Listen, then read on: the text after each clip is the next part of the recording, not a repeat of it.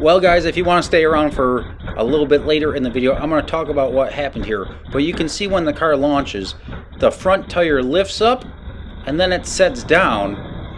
Then it goes a couple feet and lifts back up. And you can see that ribbon striping on the tires in the tracks right there. I'm going to explain all that later on in the video here. I don't know exactly what time that's going to be, but that's going to be towards the end of the video. I'm going to get into a little bit more detail of everything that went through there and what I have to do tuning-wise to make the car a little bit more happier in that section. Hey guys, welcome back to the Hustlin' Horsepower YouTube channel. I appreciate all of you that are subscribing to the channel and supporting this journey. If you want to support in another way, go to hustlinhorsepower.com and pick yourself up some straight gangster merchandise. We should have this on hand at Union, South Carolina at the end of May. If not, we will have it with us at War in the Woods, June 2nd and 3rd. We are going to have a hot rod. We're excited. So guys, here we are back up in New York. I'm going through and going over some of the testing that we did at Greer Dragway. Now, I'm not exactly sure where I'm going to put this video in, but it is Sunday afternoon. And after every test session, after every race, after every outing, at some point I go through and I really go over the data. Now, when I'm racing, I only have X amount of time. I got to pack the chutes, do this, do that. I got a list of things that I have to do while we're racing. So I only have, generally speaking, on a good day, I'll have 5 to 10 minutes in between rounds to go over data. Generally speaking, it's closer to 5 minutes. So I go through a checklist that I'm not necessarily going to talk about because it's a checklist that I have refined over doing this stuff for EFI. I first won EFI back in like 2014. So 9 years now of running an EFI system. It's taken me a while to be able to pick out what I want to look at in a very short period of time to give myself the best chance at hitting the tune-up properly for the following round. Now, this makes it extremely difficult knowing that we're only running with one car, and that's one of the reasons why I'm tempted to either... that's why I'm tempted to build another car, but financially, we can't necessarily campaign 2 cars at this time, so I'd either lease out the seat in straight gangster or build another one of the bodies that I have for someone else that wanted to come in and wanted to come into the race and drive. And I'm looking for a 36-foot trailer with 8.5-foot walls and stuff like that, so I can fit 2 cars in it. Whether it's 2 race cars or a drive-around vehicle, because with the prison bus, that's not the easiest to go out to eat or go to the grocery store in, or just run for parts with or something like that. So in the next year or so, I'd like to be able to campaign 2 cars under the Hustlin' Horsepower brand, or whatever you want to call it. Financially, we're not in a position to campaign 2 cars. I have a lot of spare parts and stuff like that to put a second car together, but it's still, you know, $10,000 to $12,000 in electronics, wear and tear on the vehicle. I'm planning on bringing in a helper at some point here to help maintain the cars and stuff like that, which would take some of the burden off of me, maintaining the cars, going over this and that, and so on and so forth, where I could specify myself more to the tuning aspect and the chassis changes and this and that, the changes that I want to make to provide ourselves the best situation to enter the race in. Now, we've done pretty well. We've ran 9 events, 9 races in 2023 here, and we've been in the money 7 times. So we're doing pretty well. But I can't say we've shown up with our best at every single race, just because there is other factors that come into play, right? But that's just how we have to operate at this point. But if we're able to bring 2 cars in, I get data from 2 cars, I get data from 2 passes. I can get information progressively faster as we go rounds, and you have twice the chances of getting in the money or winning the event. And quite frankly, that's what keeps the journey going to a large extent. But yeah, so I'm going to go through here. I'm going to show you some of the data. This is just some of the maintenance that I did while I was down in North Carolina at Flying Hammer. between the race Saturday that this video is going to come out. That video probably would have been out. That was Salem. I won the Friday night shootout. Saturday we did pretty well. I lost in the semifinals of Big Tire to the guy that won the event, and then I lost by about a car or so. Footage might be a little bit off. I might have lost by a car and a half, something like that. Then in Small Tire, we had the car to beat. Straight Gangster was running very well out there, very, very consistent, and that's how I try to run the car. I try to hit my numbers, 60 foot, half track, and 1/8 mile time a mile an hour. I target different increments, and I record that so I have self-accountability. So if I'm aiming for, we're just going to put out a number here. Let's say I'm aiming for a 150 60 foot, which is definitely not the number. But if I'm aiming for a 150 60 foot, and I go a 154, I screwed up. If I go a 145, I also screwed up because it's not doing what I'm asking it to do, right?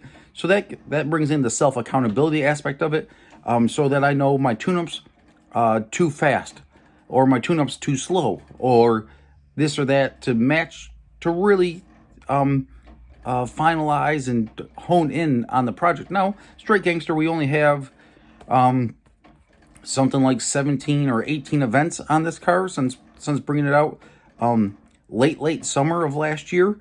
But the car's on its way to doing pretty well.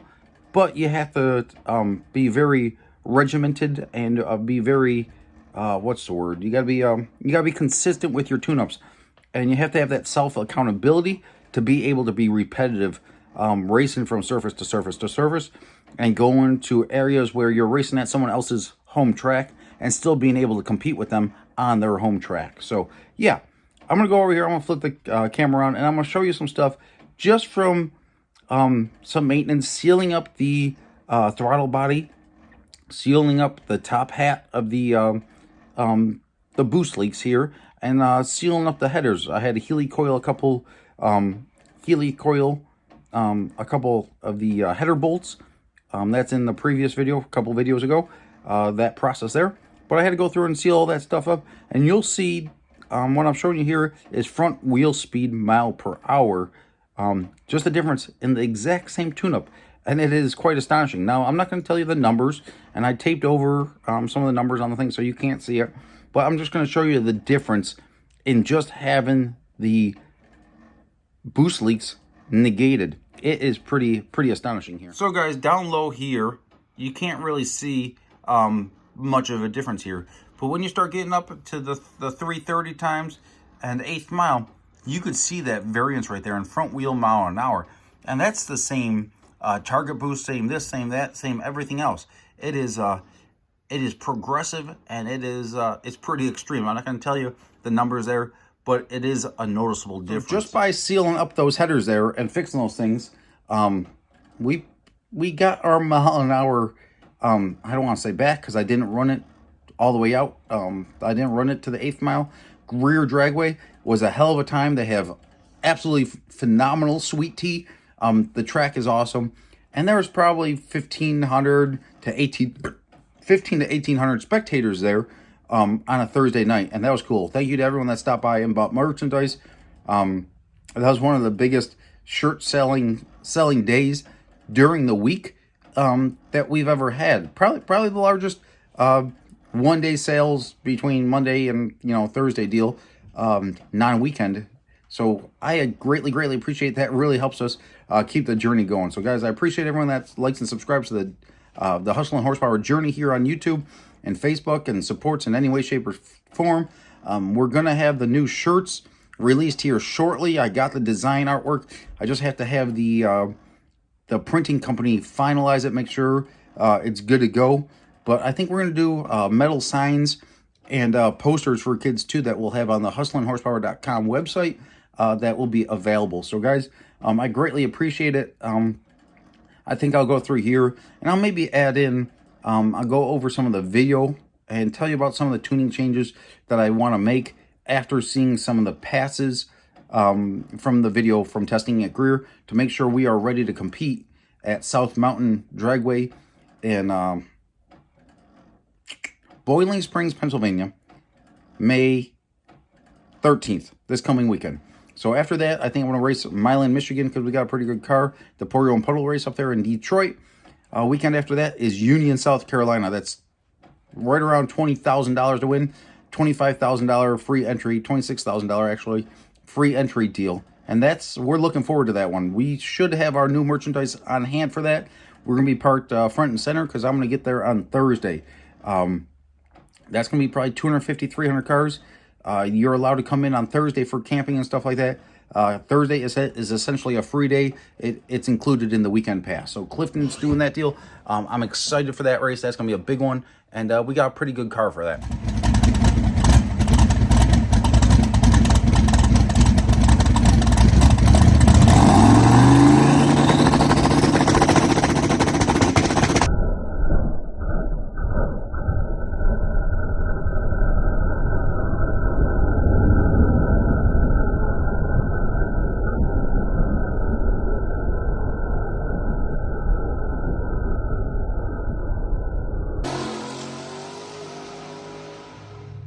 So guys, here we are. We're going to correlate some of the data from the pass into the data logger, the sensors off that were on the car. So that pass right there, this is the second pass. This is leaving it with a little bit more RPM than the first one. And the point that we're really going to look at is this section right here. This is what is considered the converter coupling, where the engine speed and converter input speed, I guess you could say, start to match. And you could see this hump right here. That hump is not necessarily a bad thing, but it is a bad thing. And it is very crucial to not have that hump there when running a car with a drop axle.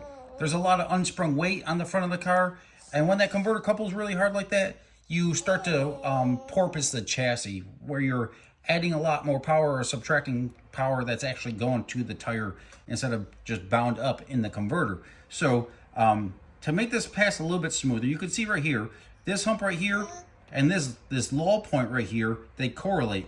And this is actually the front wheel coming up. If you watch that video slowly, I'll do some pictures in here in slow motion where as the converter couples, it actually lifts up the front of the tire, and then the converter flares down and it starts pulling again. Then it lifts the tire up a little bit, and it's just getting to that really smooth part right here. And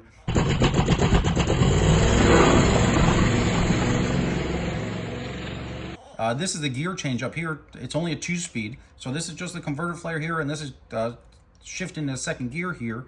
And you can see the front mile an hour, you know, just the front tire just dancing out there, where the chassis is pretty well balanced. But down here, this converter coupling is the issue. So guys, in straight gangster, we run a 2-speed 400. It's an extreme automatics 2-speed 400, and it allows us to drag the shift point out a little bit farther on the front side, no prep stuff. On the back side, no prep stuff, I shift it earlier than that. But this hump right here, there's several ways you could go about it.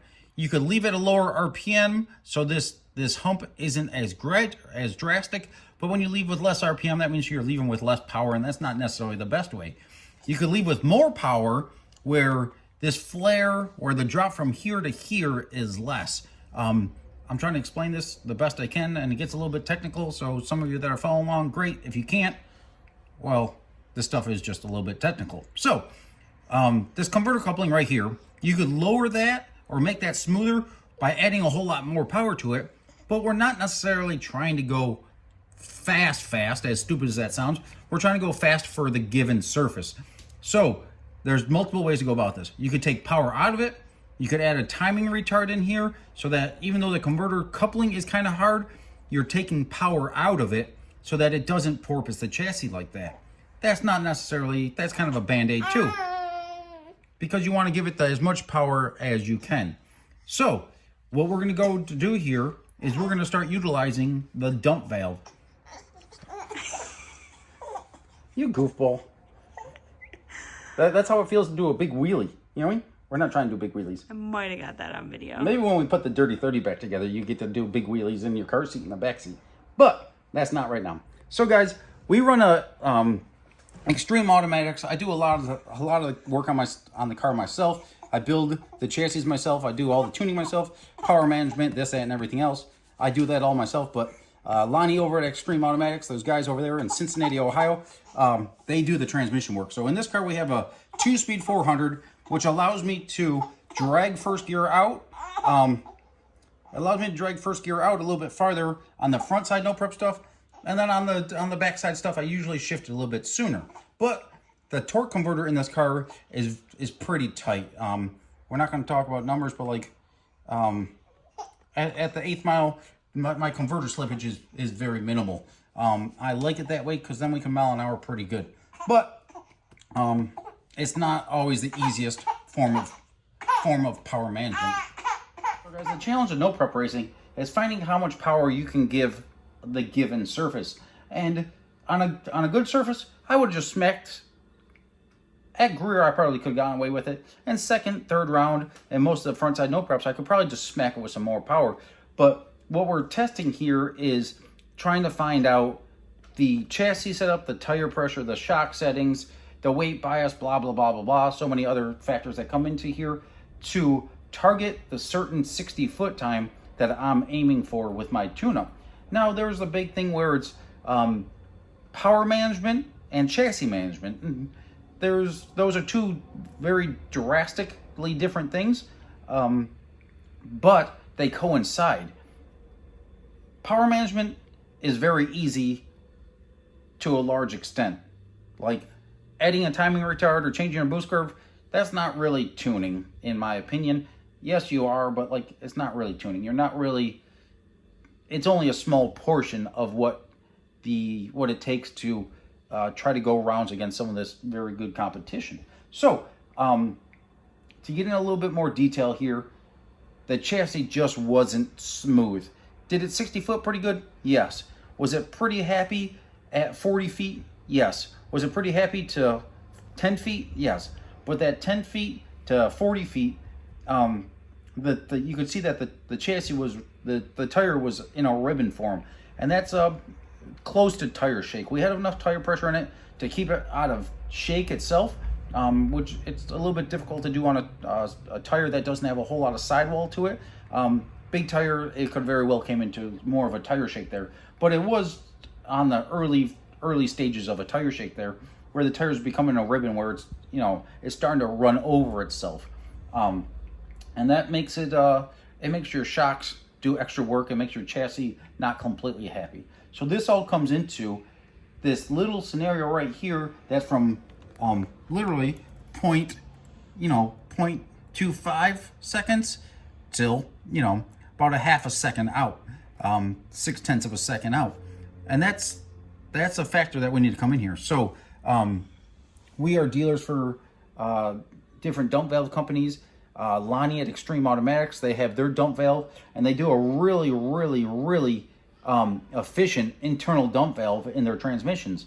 We don't have that in the car because, for my personal opinion, it's a little bit too drastic of a dump valve for our given application in this car. And with this motor combination, with this turbo combination, we don't need it to spool up, and it's a little bit too drastic. Now, there's positives and negatives of internal and external dump valves. We have an external dump valve on our deal. So an external dump valve, there is a delay in it because the way that the pressure is relieved from the transmission and the torque converter, it is after the torque converter and not before the torque converter, like an internal dump valve. So there's a little bit of a delay in there. And that delay is progressive, depending on certain factors. But it could be anywhere from 1/10 of a second to a couple tenths of a second delay. So what we're going to do here to help get through this area is we're going to open up the dump valve at about 0.15 seconds. Okay, we're going to start opening up the dump valve, and this will, we're not going to be able, I'm going to try to test it Thursday, and we'll be racing Saturday if I'm able to do it. If not, I have enough faith in this chassis and so on and so forth that we're just going to go for it first round to soften this up here. So we're going to try to get this line here to come through here, and it should rise on the same chassis tune-up. It should come up something like that, where it doesn't have this hump down here and there's this bog in here. And this is engine acceleration. This is engine RPM. you could see that the engine all the way out, it's getting it pretty good, but it's only at 5,600 RPM at 1.8 seconds into the run, which is like, I mean, it 330 pretty well out there. I got rid of that information so you guys can't see it, but it did 330 pretty well out there, and it 60 footed pretty well. But if we get rid of this and make this nice and smooth, so we have a nice consistent pressure in the chassis and smoother shock data and stuff like that, this car should be able to pick it up. I'm guessing 3 to 4 hundredths in the 60 foot, and probably a tenth of a second, which is about a car length at half track.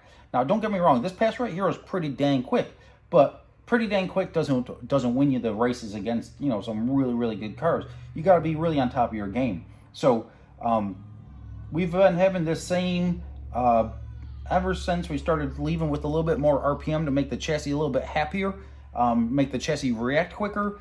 I've been having this hump in here, and that's because the converter's so tight. So we're going to start working the dump valve, and that will allow the tire and the chassis to work a little bit smoother through this area. And when that converter goes to couple, we're not going to lift up that front tire. Now, if it was an independent front suspension car, well then you just smack the thing and you let it have it. But in a drop axle car, an old school car like we run, there's about 150 pounds of unsprung weight, and it's a factory wheelbase of 116 inches. So that's a big leverage point. So when that front tire tries to come off the ground, 116 inches in front of the rear axle where you're putting the power to, and it being as heavy as it is, that changes the pressure on the chassis quite drastically, and changes the weight percentages quite drastically on the chassis. So then you start coming into a little bit of tire shake because you didn't have enough power to get through there. So if we smooth that out a little bit and get our drive shaft speed a little bit smoother through that area, I don't think it's unlikely to be able to pick up dang near a tenth of a second, 800ths to a tenth of a second at the 330. And if we could do that, we'll be in really good shape for South Mountain on Saturday. But like I said, on the backside surfaces, we started seeing the same stuff when I raised the RPM up just 250 RPM, because generally speaking, I would leave soft enough that this hump basically wasn't there. It would just be more of like a straight shot, and you'd have like a 100 RPM drop versus this, 250, 300 RPM drop, where it's really locking up the converter and changing the amount of power that's going to the tires. So that's enough for this video here. If you guys have any questions, comment below or anything like that. I can't get into too much detail because some of you guys are competition, and this is what we do for a living. But I'm willing to help some people out and give you guys a little bit of information, little snippets of information here and there as to what it takes to go rounds against some pretty good cars that have been together for 5 years.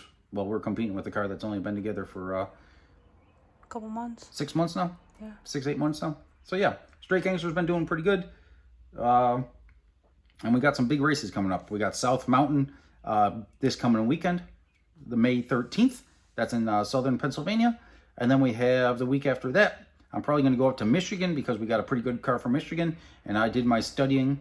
I probably spent 6 hours watching video and stuff like that from the previous race. So I got a pretty good idea, even though we haven't raced up there since we had the Dirty 30. So that's like 2018-ish. We haven't, holy crap, 2019-ish? Yeah. That was the last time I was up in Michigan at Pour Your Own Puddle.